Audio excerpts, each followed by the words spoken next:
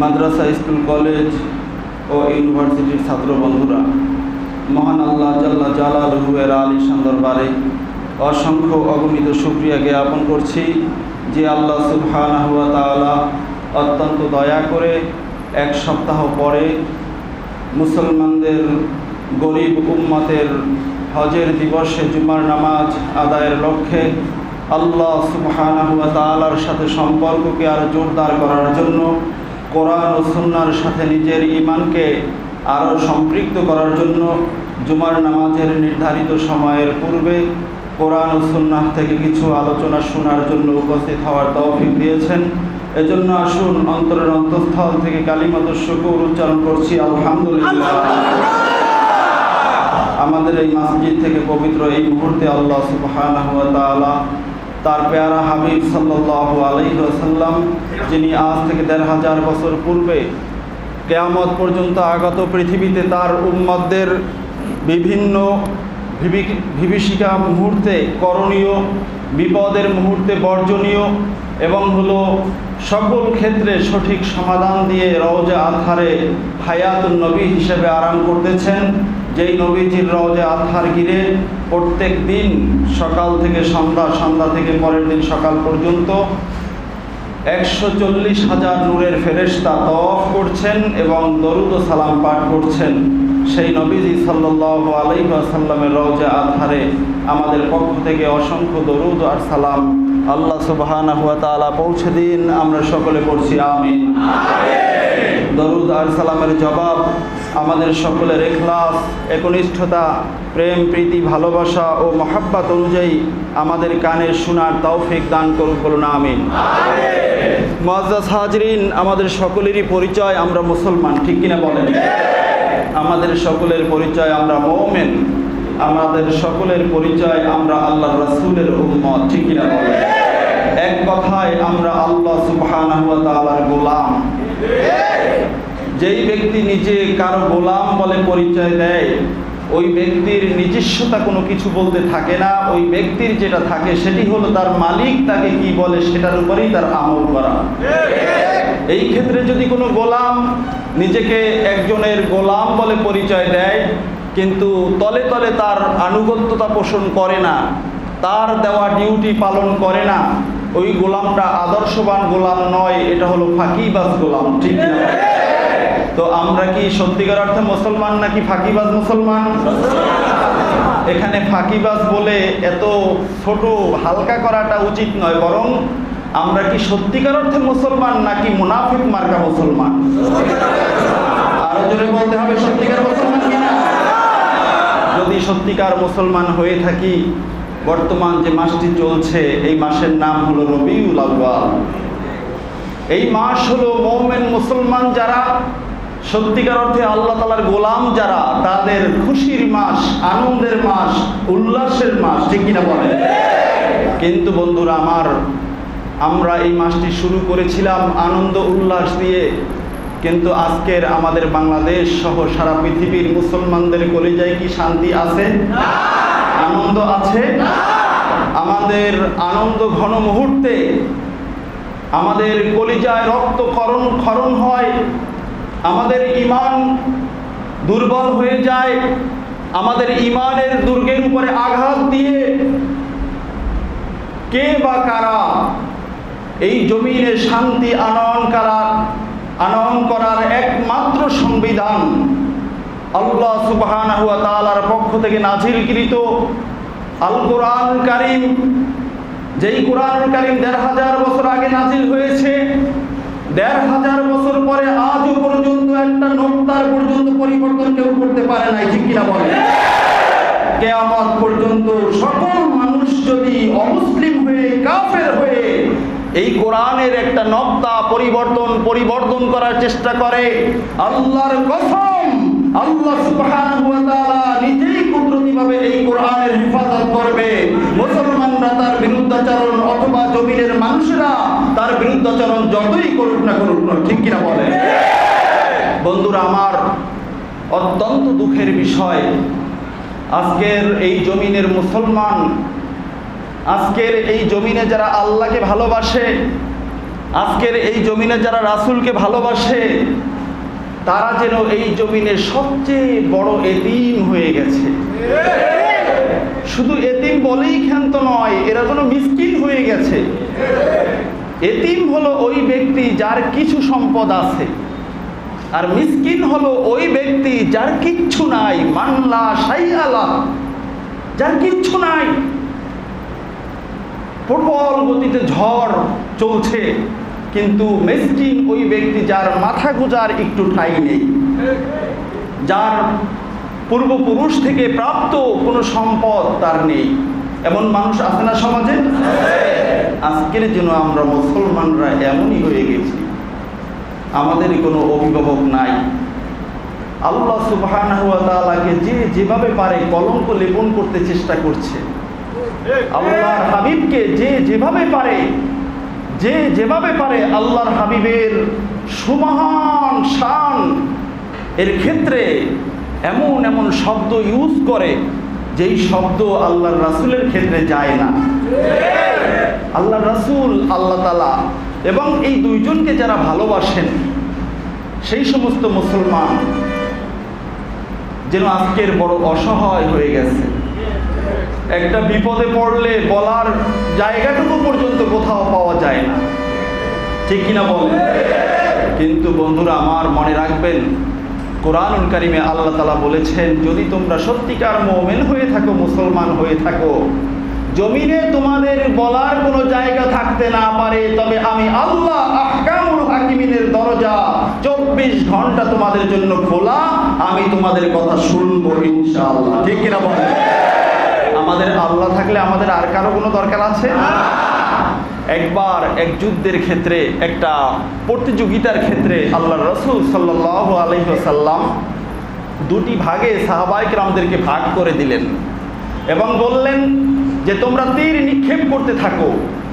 আল্লাহর রাসূল এক পাশে গিয়ে বলতেছেন যে আমি তোমাদের সাথে আছি।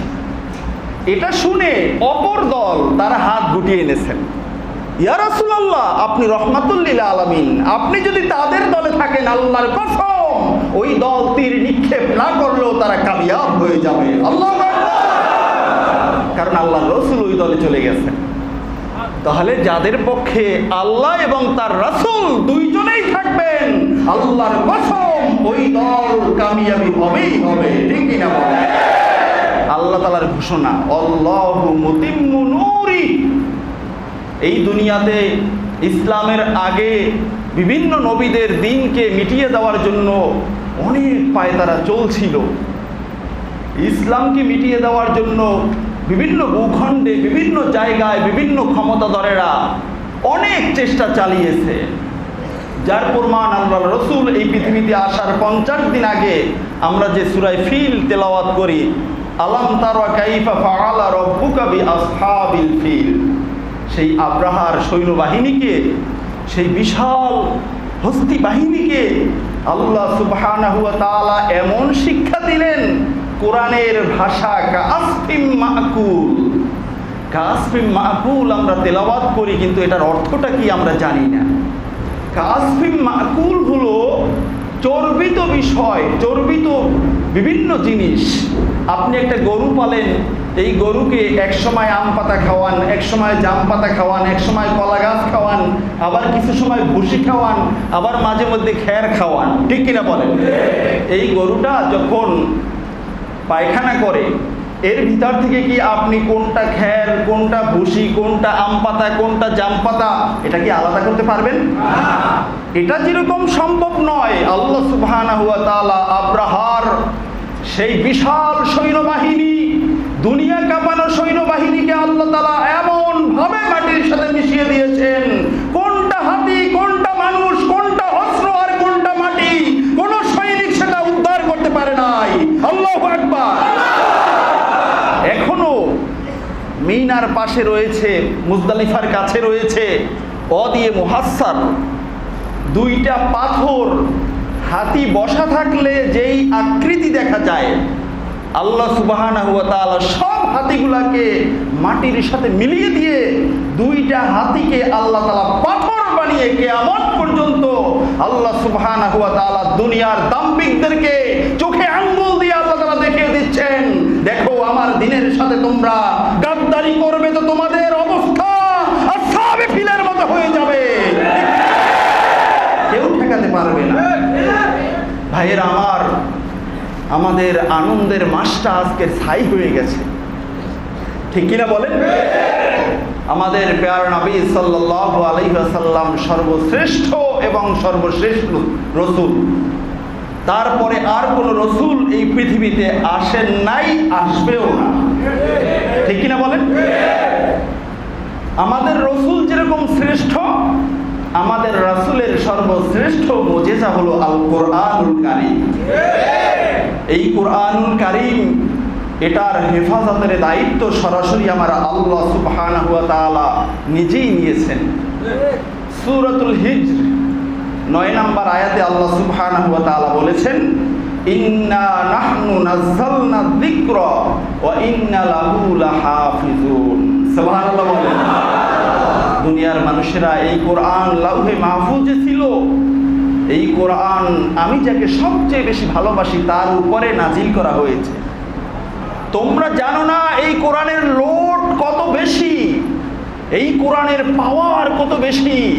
লাউ আনজালনা হাযাল কুরআনা আলা জাবাল লারাআইতাহু খাশিয়াম মুতাসাদ্দিয়াম মিন খাশিয়াতিল্লাহ। আল্লাহু আকবার।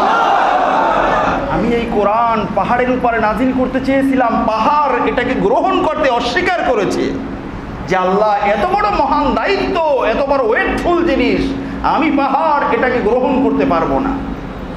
আমি এটাকে নাজিল করেছি আমার বন্ধু, তোমাদের নবী, সকল নবীদের নবী সাইয়্যিদুল মুরসালিনের উপরে। সুবহানাল্লাহ। আমি যদি কোনো পাহাড়ের উপরে এটা নাজিল করতাম, তোমরা দেখতে পাইতে এই কোরআন নাজিল করার পরে পাহাড় আমি আল্লাহর ভয়ে ভেঙ্গে চুরমার হয়ে যেত। আমি আল্লাহর ভয়ে, যে আল্লাহ তাআলা কোন পাওয়ারফুল কোরআন আমি পাহাড়ের উপর নাজিল করেছেন, সেই আল্লাহ তাহলে কেমন। আল্লাহু আকবার। সেই কোরআন আজকের যুগে যুগে বিভিন্ন সময় বিভিন্ন কুলাঙ্গারেরা, মানুষ নামক বন্য প্রাণী যেটা সমাজে বাস করা শুরু করেছে, বিভিন্ন সময় কোরআনকে অবমাননা করে, ঠিক কিনা বলে? গত পরশু দিনের যে ঘটনা ঘটে গেল, এটা মুসলিম অমুসলিম কারো কোনো কাম্য ছিল না, কেউ কামনা করে নাই। এটা কিভাবে সম্ভব? এটা কিভাবে সম্ভব? আজকের মুসলমানদেরকে মানুষ মনে করে জঙ্গি, হিংস্র, নিষ্ঠুর। ইসলামী হুকুমাতকে মনে করে জমের মতো। আল্লাহর কসম করে আমি বলছি, পৃথিবীর যে কোনো ভূখণ্ডের উপরে যদি ইসলামী হুকুমাত কায়েম হয়, ওই ভূখণ্ডে বর্তমানে যে শান্তি বিরাজমান, মুসলিম এবং অমুসলিম সকলে মিলে যে শান্তি ভোগ করে, তার চেয়ে বেশি শান্তি এবং নিরাপত্তা আসবে তখন যখন ওই ভূখণ্ডে ইসলামী হুকুমাত কায়েম হবে, ঠিক কিনা বলে? যার ইতিহাস পিছনে চলে গেছে, যেই সিজন পিছনে ছিল, শত্রু বদর যুদ্ধের সময় শত্রু মুশরিক মুসলমানদের হাতে বন্দী হয়েছে। মুসলমান কেমন মুসলমান? পেটে ক্ষুধা, একবেলা খায়, দুই বেলা না খেয়ে থাকে। কখনো কখনো তারা খেজুর খায়, কখনো কখনো তারা রুটি খায়। একবেলা যে খায়, কখনো কখনো খেজুর, কখনো কখনো রুটি।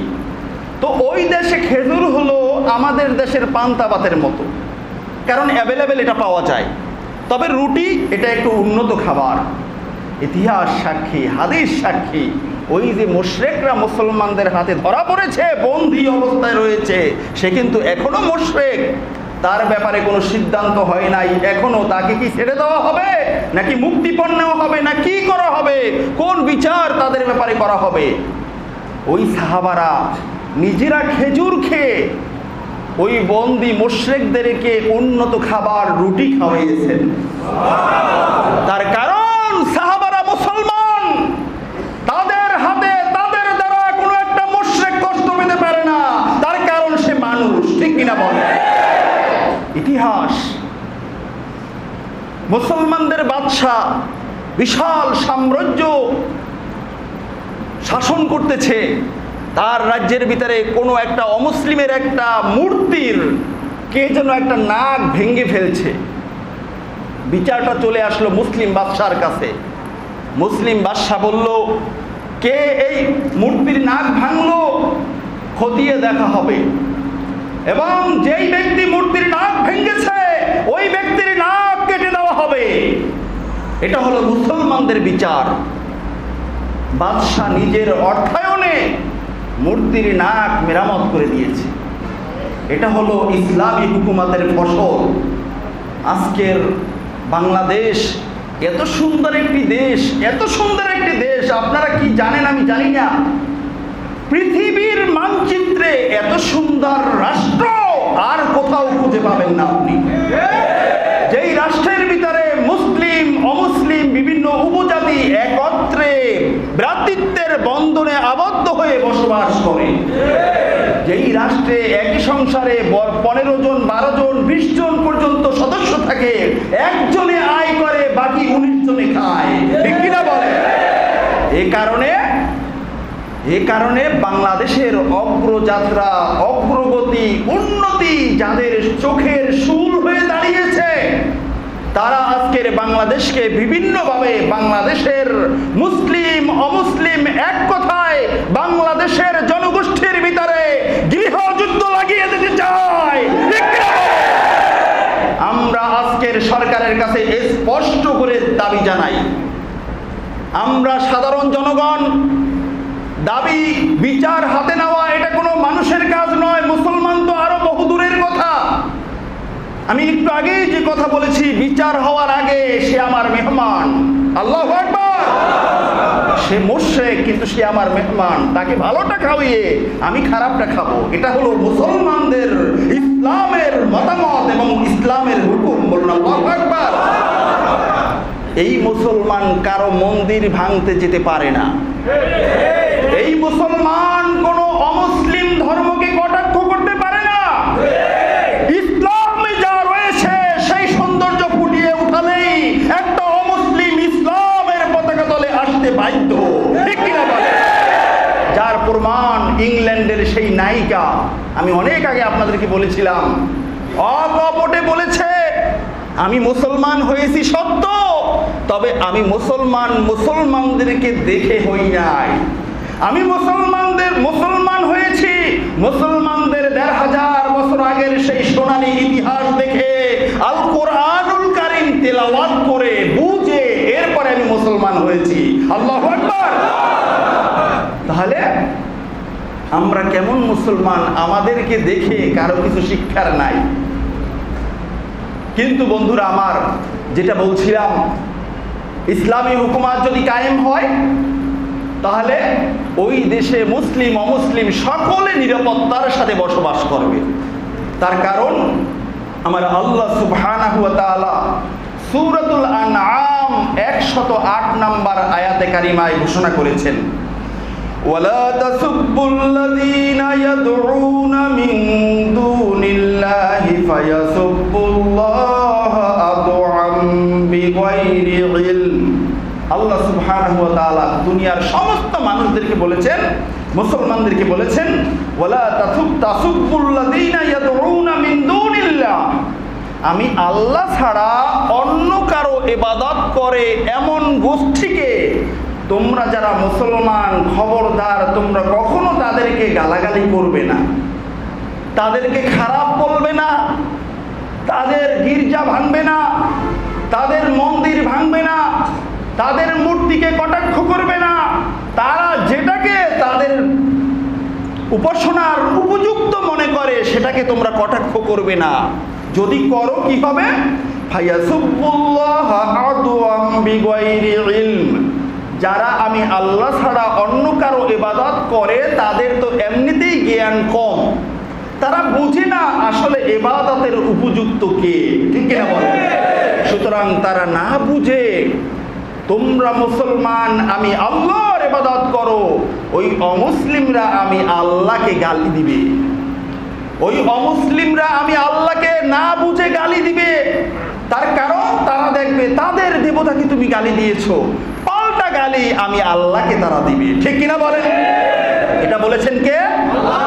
তাহলে যেই ব্যক্তি কোরআনে বিশ্বাসী, যেই ব্যক্তি মুসলমান, যেই ব্যক্তি মুমিন, সেই ব্যক্তির সংবিধান তো হলো আল কোরআন। ঠিক কিনা বলেন?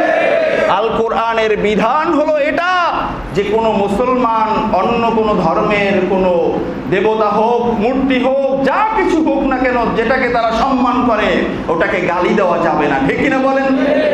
এরপরে আল্লাহ তাআলা বলেছেন কি, কাযালিকা যায়্যান্না লিকুল্লি উম্মাতিন আমালাহুম, তারা যে অন্য কিছুর ইবাদত করে, তোমরা যে আমি আল্লাহর ইবাদত করো, এভাবেই আল্লাহ সুবহানাহু ওয়া তাআলা আমি প্রত্যেকটা উম্মতের জন্য তাদের আমলকে অনেক সুন্দর করে দিয়েছি তাদের চোখে।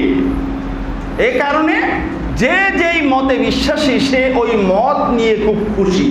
ঠিক কিনা বলেন? আল্লাহ সুবহানাহু ওয়া তাআলা এটা অন্য এক আয়াতে কারিমে বলেছেন, কুল্লু হিজবিন বিমা লাদাইহিম ফারিহুন, প্রত্যেকটা দল তাদের নিজস্ব মতবাদ নিয়ে তারা অনেক খুশি যে এটাই আমাদেরকে স্বর্গে পৌঁছাবে, এটাই আমাদেরকে জান্নাতে পৌঁছাবে। ঠিক কিনা বলেন? তাই বন্ধুরা আমার, আল্লাহ সুবহানাহু ওয়া তাআলা বলেছেন আমি আল্লাহ প্রত্যেকটা কওমকে তাদের উপাসনার বিষয়কে আমি সুন্দর করে তুলেছি, যেহেতু সে ওটা চায়। ঠিক কিনা বলেন? এরপরে কি দেখেন, ফায়ুনাব্বিউহুম বিমা কানু ইয়ামালুন, আল্লাহ সুবহানাহু ওয়া তাআলা বলেছেন সুম্মা ইলা রাব্বিহিম মারজিউহুম, তোমরা বিভিন্ন দলের মতের ইবাদত বন্দিগি করার পরে, আর তোমরা মুসলমান আমি আল্লাহর ইবাদত করার পরে তোমাদের সকলের গন্তব্যস্থল হলো আমি আল্লাহর কাছে। সুবহানাল্লাহ! সবাই চলে আসবে আমি আল্লাহর কাছে।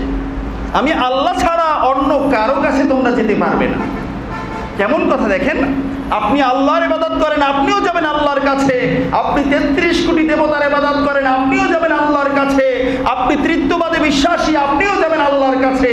সুম্মা ইলা রাব্বিহিম মারজিউহুম, প্রত্যেকটা ব্যক্তির আশ্রয়স্থল, গন্তব্যস্থল হলো আমি আল্লাহর কাছে। সুবহানাল্লাহ বলেন। কেন? ফায়ুনাব্বিউহুম বিমা কানু ইয়ামালুন, কাল হাসর ময়দানে যখন সকল মানুষ, সকল দলের মানুষগুলো আমি আল্লাহর কাছে জমায়েত হয়ে যাবে, হাসরের ময়দানে পুনরুত্থান হবে, তখন আমি আল্লাহ সুবহানাহু ওয়া তাআলা প্রত্যেক বান্দাকে ধরে ধরে তার জীবনের আমলের খবরটা তাকে পৌঁছাবো। আমি তাকে তার আমলের খবরটা দিব, বান্দা তুমি আমার ইবাদত করার দরকার ছিল, আমি বলেছিলাম কোরআনুল কারিমে যে তোমরা আমার ইবাদত করবে, কিন্তু তোমরা করো নাই, তুমি করো নাই। সুতরাং এখন তোমাকে আমি বললাম যে তুমি তো আমি আল্লাহর ইবাদত করো নাই, তুমি এখন যাও, কার কাছে গিয়ে তুমি জান্নাত পাবে, কার কাছে, কাকে ধরে, কোন নেতার সুপারিশে তুমি আজকের জাহান্নামের আযাব থেকে নিজেকে বাঁচাবে, যাও তার কাছে। খবরটা দিবেন কে? আল্লাহ। সকলের মুখে শুনতে চাই কে? আল্লাহ। আর কি কোনো আশ্রয়স্থল থাকবে? কোনো আশ্রয়স্থল থাকবে না। আল্লাহ সুবহানাহু ওয়া তাআলা এটাই বলেছেন, তোমরা কাউকে গালি দিও না, সে যা করে করতে থাকুক, আমি আল্লাহর কাছে ফিরে আসতে হবে। ঠিক কিনা বলেন? সুতরাং আমরা কাউকে গালি দিব না, আমরা কাউকে বিচার নিজেদের হাতে নিব না। আমাদের স্বরাষ্ট্রমন্ত্রী এবং প্রধানমন্ত্রী স্পষ্ট ভাষায় গোটা দেশবাসী নয়, গোটা পৃথিবীর মুসলমান 250 কোটি মুসলমানদেরকে জানিয়ে দিয়েছেন, যেই ব্যক্তি বা যেই গোষ্ঠী এই অপকর্ম করেছে, কোরআনুল কারীমের সাথে এই অবমাননা করেছে, তাকে ধরে উপযুক্ত শাস্তি দেওয়া হবে। বলেছি কি বলে নাই? আমরাও আজকের এই বাইপাস মসজিদ থেকে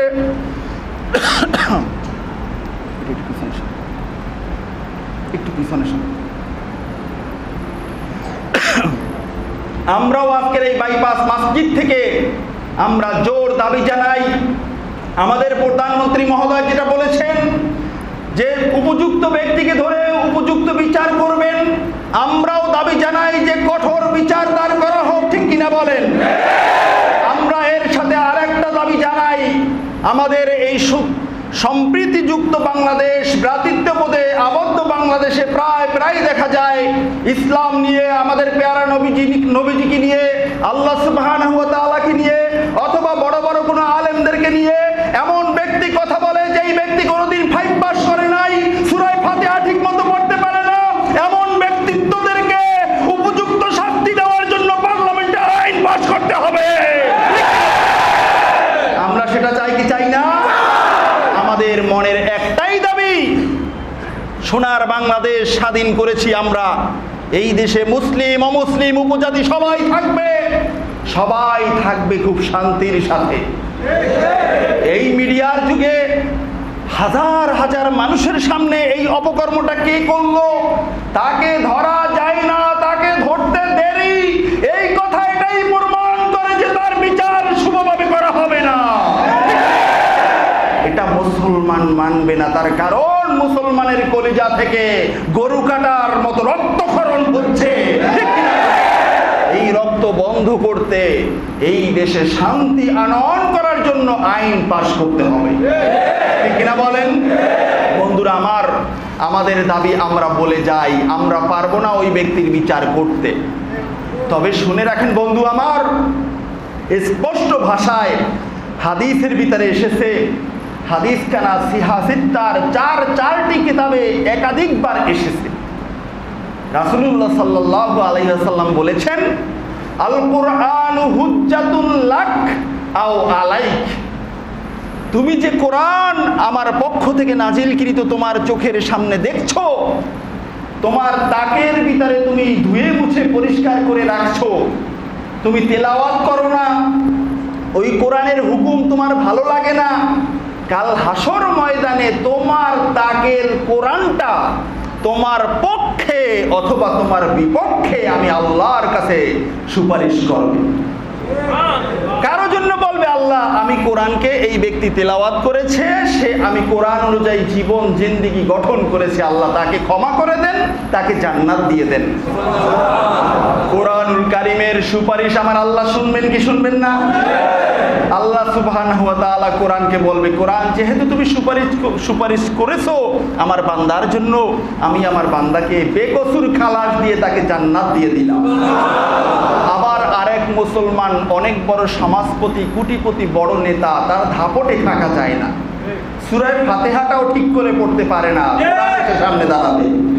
ও আমার আল্লাহ, বড় বড় চ্যাপ্টা কথা বলতো এবং বড় চ্যাপ্টা নেতা ছিল, তার সামনে দাঁড়িয়ে জনগণ কথা বলতে পারতো না, এমনকি একটা ন্যায্য অধিকার চাইলেও সন্ত্রাসী বলে গালি দিত।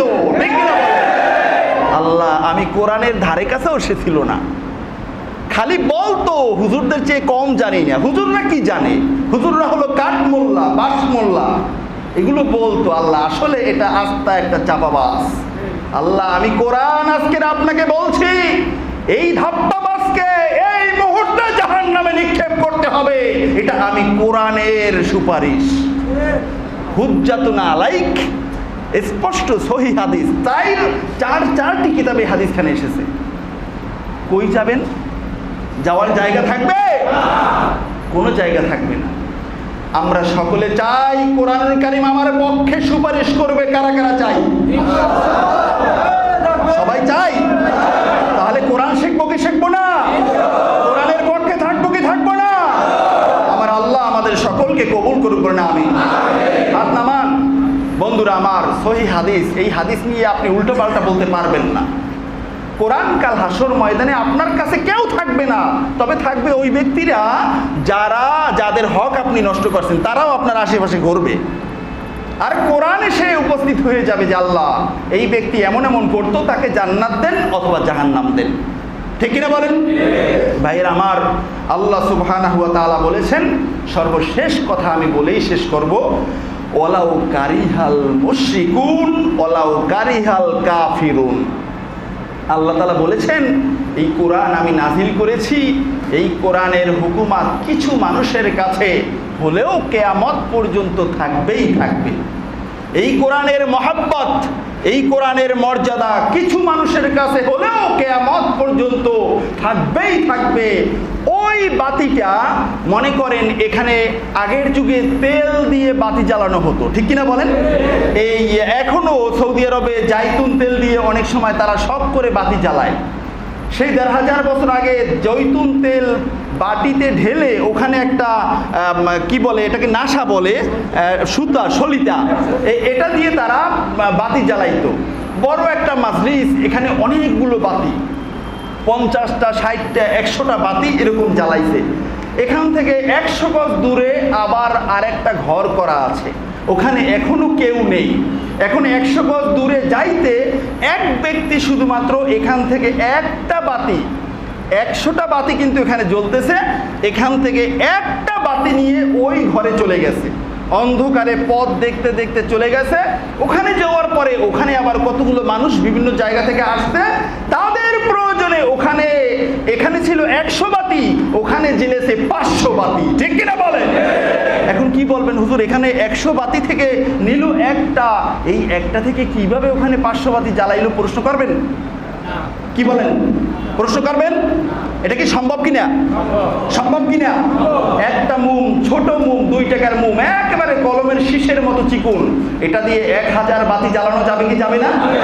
আল কোরআনুল কারীমের ঘোষণা, আল্লাহ তাআলা বলেছেন ওয়ালাউ আল্লাহু মুতিম্মু নূরিহি ওয়ালাউ কারিহাল কাফিরুন। কোরআনের আলোটা টিপ টিপ টিপ টিপ করতে করতে মাশরিক থেকে মাগরিব পর্যন্ত কিছু মানুষের সিনাই করে ইমাম মাহদী পর্যন্ত চলে যাবে। ইমাম মাহদীর জামানায় হাজার হাজার মানুষ মিলে গোটা পৃথিবীতে ইসলামী হুকুমত কায়েম করে ফেলবে। সুবহানাল্লাহ বলে। গোটা পৃথিবী কোরআনের রাজ কায়েম হয়ে যাবে।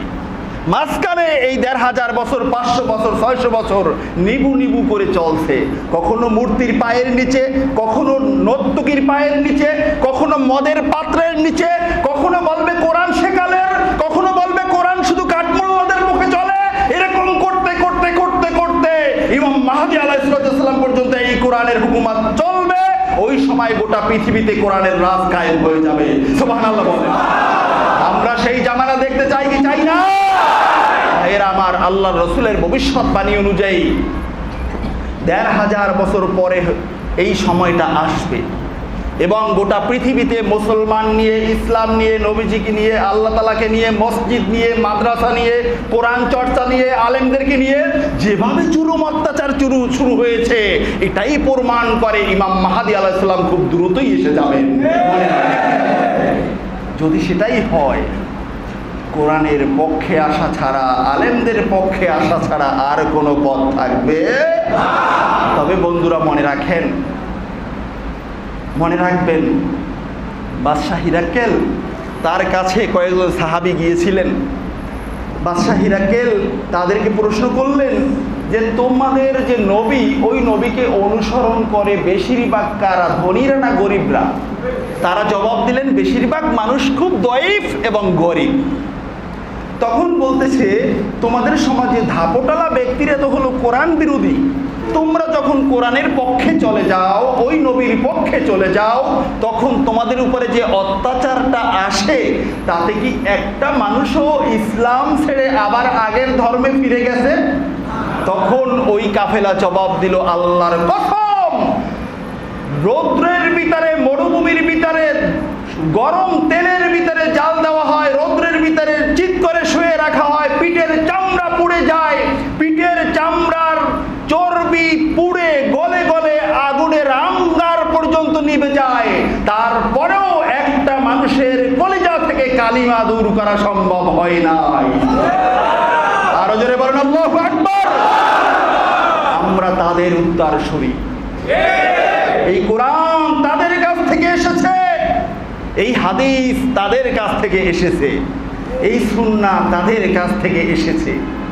আমাদের বাংলাদেশ, সোনার বাংলাদেশ, জান্নাতি বাংলাদেশ, আমাদের পার্শ্ববর্তী দেশ মিয়ানমারে যে অত্যাচার তারা চালিয়েছে, একটা মানুষ বৌদ্ধ হয় নাই।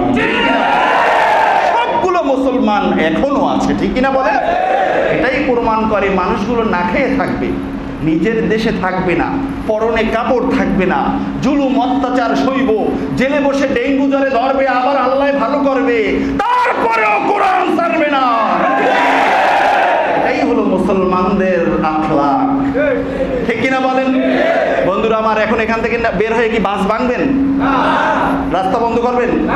এটার সাথে ইসলামের কোনো সম্পর্ক এখানে অবশ্যই আজকের গোয়েন্দা বিভাগের লোক অবশ্যই রয়েছেন এবং সরকারি অনেক কর্মকর্তা এখানে রয়েছেন। বন্ধু আমার, আপনার চাকরি কিন্তু 60 বছর পরে যাবে, ঠিক কিনা বলেন? 60 বছর পরে চাকরি যাবে। 60 বছর পর্যন্ত চাকরি করতে পারবেন কি না তারও কোনো সিকিউরিটি না। তাহলে আপনি যদি মুসলমান হয়ে থাকেন, আপনাকে যে কোনোভাবে হোক কোরআনের পক্ষে আপনাকে থাকতেই হবে। গতকালকের আমার একটা প্রোগ্রাম ছিল ঢাকার ভিতরে। আমি একজন লোক দেখেছি, যেই লোকটা একটা ব্যাংকে চাকরি করত এবং 1 লাখ টাকার উপরে তার মাসিক স্যালারি ট্যালারি সব মিলে আসতো। যখন এই লোকটা সুদের আলোচনা শুনছে, সে হিসাব নিকাশ করে দেখলো যে সে যে ব্যাংকে চাকরি করে, আমি ব্যাংকের নামটা বলছি না, সে যে ব্যাংকে চাকরি করে এই ব্যাংকে তো সবটাই সুদি লেনদেন। তো উনি আলোচনা শুনছেন এশা পর্যন্ত, এশার পরে বাসায় গিয়েই উনি রিজাল্ট লেটার লেখছেন, পরের দিন অফিসে গিয়েই উনি রিজাল্ট লেটারটা দিয়ে দিয়েছেন। উনি চাকরি শেষ করে দিয়েছে, এখন একটা বেসরকারি ফার্মে চাকরি করে, অল্প কিছু বেতন, মোটামুটি মাসে খেয়ে দিয়ে মোটামুটি ভালো আছে, ডাইল ভাত খায়। আচ্ছা বলুন, এই লোকটার ঈমান কোন পর্যায়ের আপনি বলবেন? ঈমান আছে কি নাই? দুর্বল না মজবুত? কেমন মজবুত? পাহাড় সমান মজবুত। টাকা কে না চায়, সম্মান কে না চায়? তাকে প্রত্যেক দিন স্যার বলতে বলতে অন্য অধস্থ কর্মচারীদের গলা শুকিয়ে যাইত।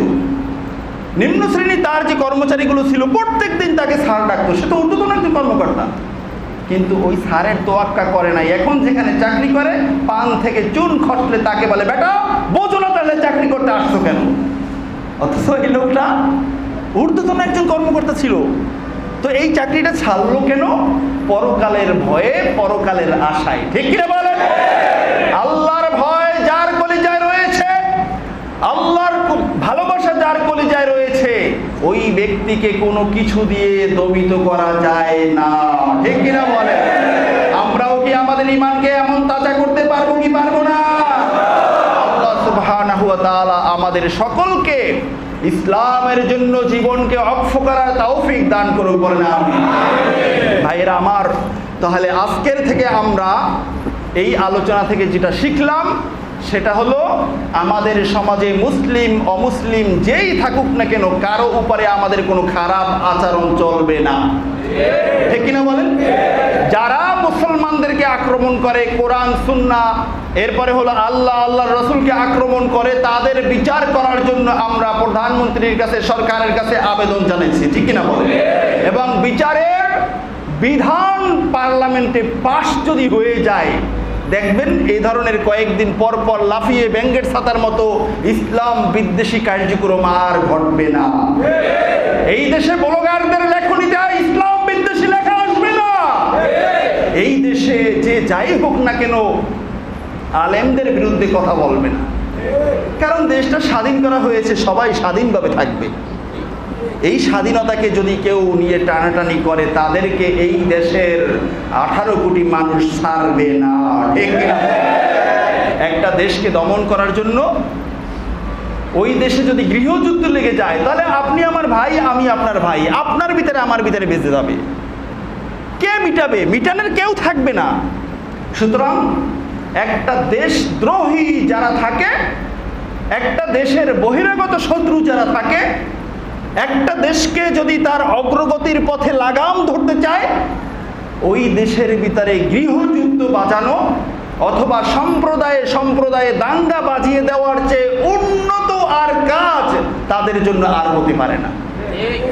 তো আমরা সরকারের কাছে এটাও একটা দাবি জানাই, যেহেতু আমাদের দেশটা আজকের অনেক এগিয়ে গেছে, বিভিন্নভাবে মুসলমান এই দেশের মানুষ আজকের খেয়ে পরে খুব ভালো আছে, রাস্তাঘাট, এরপরে বিভিন্ন সেতু, বিমানবন্দর, আরব সম্প্রসারণ ইত্যাদি ইত্যাদি, আমাদের দেশের বহিরাগত শত্রুদের কিন্তু এটা চোখে লাগে।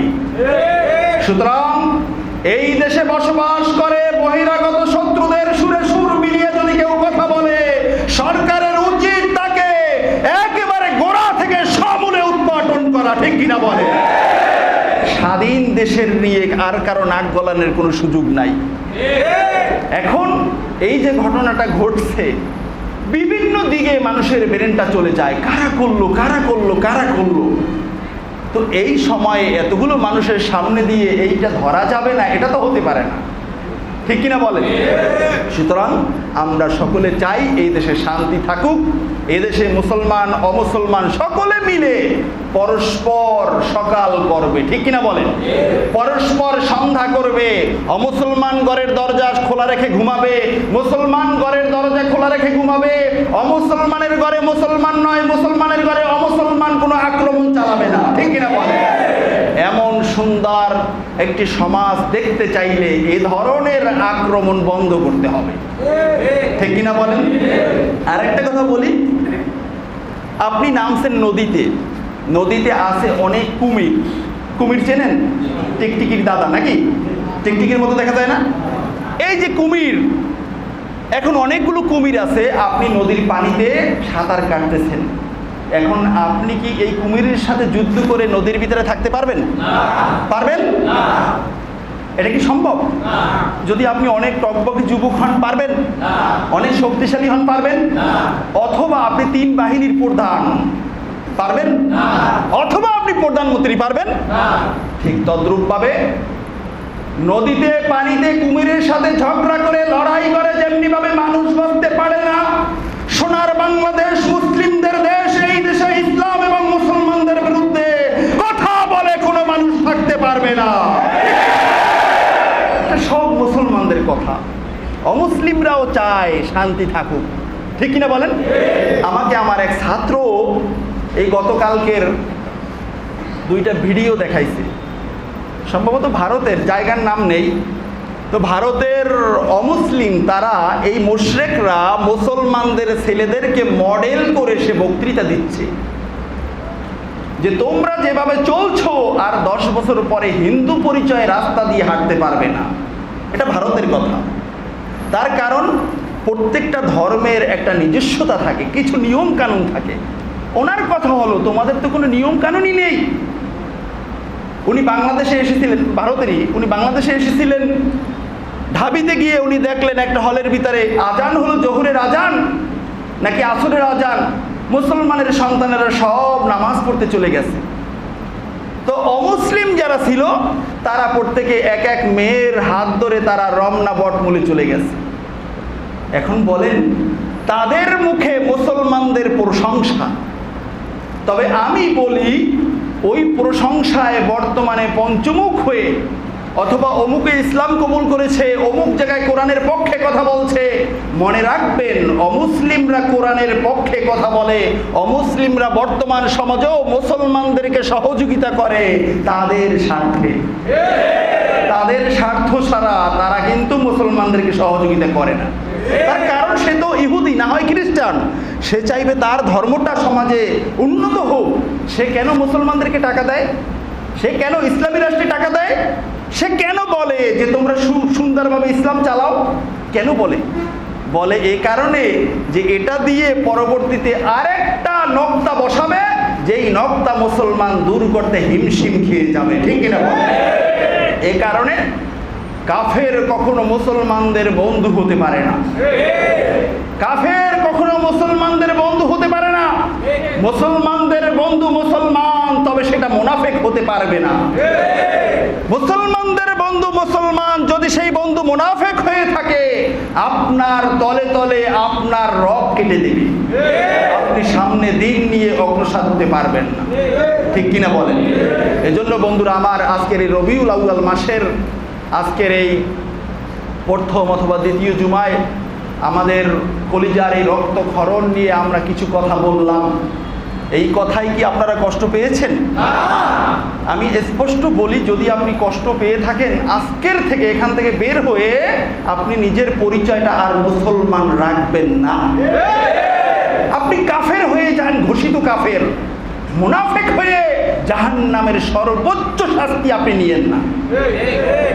আপনি নিজেকে কাফের ঘোষণা দিলে নামাজে আসার দরকার নেই, কোরআন তেলাওয়াতের দরকার নাই, টুপি পরার দরকার নেই। ইন্নাল মুনাফিকিনা ফিদ দারকিল আসফালি মিনান নার। জাহান্নাম এটা স্তর স্তর। উপরের স্তর, তারপরে এক স্তর, তারপরে তৃতীয়, তারপরে চতুর্থ, তারপরে পঞ্চম, ষষ্ঠ, সপ্তম। এই সপ্তম স্তর একেবারে নিচে, একেবারে নিচে ওই নিম্ন জায়গায় থাকবে মুনাফিক। কোন মুনাফিক? যারা সমাজে টুপি মাথায় দিত, দাড়ি রাখতো, রোজা রাখতো, কোরআনের কথা বলতো, কিন্তু তলে তলে ইসলাম চায় না। কোরআনের সত্য কথা যারা বলে তাদের বিদ্বেষ, তাদের ব্যাপারে বিদ্বেষ তাদের মনের ভিতরে লালন পালন করে, এগুলো হলো মুনাফিক। এ কারণে আমি অনেক আগে আপনাদেরকে বলেছিলাম, মুনাফিক হতে হলে মুসলমান হতে হয়, মুসলমান না হয়ে মুনাফিক হওয়া যায় না। আজকের আমাদের সমাজে নিম্ন শ্রেণী থেকে ঊর্ধ্বতন পর্যন্ত অনেক মুনাফিক পাওয়া যায়। তাদের কথা বার্তা, চাল চলন, বক্তৃতা, সেমিনারে এটা প্রমাণ করে। এই সমস্ত মুনাফিকি বাদ দিয়ে যেই ধর্ম আপনার ভালো লাগে সে ধর্মের হয়ে যান। তবুও আপনি দোতলা, তিনতলা অথবা 4-5 তলায় থাকবেন, সপ্তম তলায় থাকার দরকার নাই নিম্ন দিক থেকে, ঠিক কিনা বলেন? সব জাহান্নামীদের পুঁজ রক্ত গলে গলে গলে গলে ওই নিচের জায়গায় গিয়ে পৌঁছবে, এগুলো ওদেরকে খাওয়ানো হবে। খুব ভালো জায়গা না? ওঠার তো চিন্তাই করা যায় না। একটা পাথর উপর থেকে ছাড়লে, জাহান্নামের মুখ থেকে ছাড়লে, দোতলা থেকে একটা পাথর এখানে ছাড়লে কয় মিনিট লাগবে? 5 মিনিট, 2 মিনিট, 1 মিনিট, এই ছাড়ার সাথে সাথে নিচে পড়বে, ঠিক কিনা বলেন? জাহান্নামের মুখ থেকে একটা পাথর, ভারী পাথর ছাড়লে 70,000 বছর লাগে ওই মুনাফিকদের প্ল্যাটফর্মে পৌঁছতে। নাউযুবিল্লাহ বলবেন না? কয় হাজার বছর? 70,000 বছর। ওখান থেকে ওঠার কোনো সুযোগ নাই। আল্লাহ তাআলার একটাই কথা, বেটা তুই হয় মুসলমান হবি নাহলে কাফের হবি। তুই কেন মুনাফিক হইতে গেলি? মুনাফিক হয়ে আমার যারা গোলাম তাদেরকে তোরা কষ্ট দিস। তারা মনে করতো তুই হাদী সাহেব, তারা মনে করতো তুই তো মুসলমানদের নেতা, তারা মনে করতো তুই তো মুফতি সাহেব, তারা মনে করতো তুই বড় আলেম। আসলে যে তুই মুনাফিক এটা তো আমার সরল মনে বান্দারা জানতো না। সুতরাং তোকে আজকের ওই জায়গা ছাড়া আর কোনো উপায় নাই। তুইও তো ওয়াজ করতি যে মুনাফিকরা থাকবে সবচেয়ে নিচে, কিন্তু যখন ডলার, বড় বড় টাকা অথবা একটু ভয়ভীতি, চাকরি যাওয়ার আসতো, তখনই মুনাফিকের পার্ট লয়ে ফেলতি। আছে না ভাইয়ের আমার? বড় ভয়াবহ। আল্লাহ তাআলার জন্য আমরা যে এই ক্ষুদ্র ক্ষুদ্র পদে আসি বা একেবারে স্বাভাবিক মানুষ আছি, আমরাও কিন্তু মুনাফিক হতে পারি। কেমনে? এই যে আলোচনাগুলো করলাম, হুজুর এটা কি বলছে, এটা কি কোনো কথা হয় নাকি? কোরআন তো শেখালেন, একটু না একটু রাখছেই পায়ের নিচে, কি হয়েছে বলেন এরকম? তার এই কথাগুলো ভালো লাগে না। এজন্য প্রধানমন্ত্রীকে আবারও আমরা ধন্যবাদ জানাই যে সাথে সাথে উনি ঘোষণা দিয়েছে যে তাদের উপযুক্ত বিচার আমরা করবো ইনশাআল্লাহ, ঠিক কিনা বলেন? তো বিচারটা খুব দ্রুত করা হোক এটা আমরা চাই, এবং এ ধরনের যারা অন্যায় করবে তাদের ব্যাপারে সংসদে আইন পাশ করা হোক এটাও আমরা চাই। দাবি শুধুমাত্র 2 দফা, তৃতীয় কোনো দফা নেই, ঠিক কিনা বলেন?